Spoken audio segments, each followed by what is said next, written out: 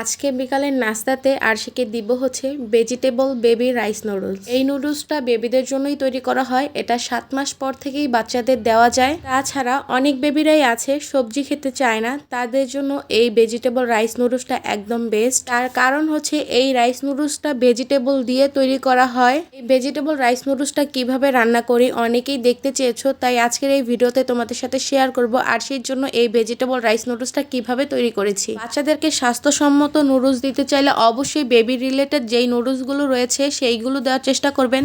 দোকানে যেই আটার তৈরি নুডলসগুলো বিক্রি করে সেইগুলো বাচ্চাদের শরীরের জন্য ভালো না, বরং ক্ষতিকর। আবার প্রথমে অল্প কিছু পানি নিয়ে সেটার মধ্যে 1 স্লাইস রাইস নুডলস দিয়েছি।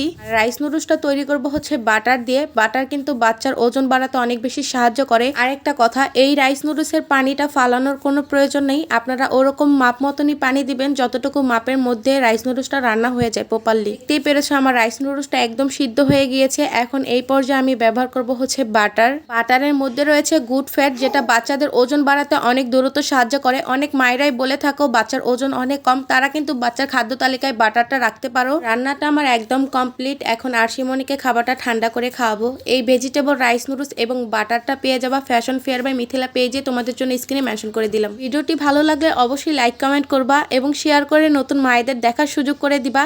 এই রাইস নুডলস এবং বাটারটা দিতে পারবা 7 মাস পর থেকেই। আজকের ভিডিওটা এই পর্যন্তই। টাটা, বাই বাই, আল্লাহ হাফিজ।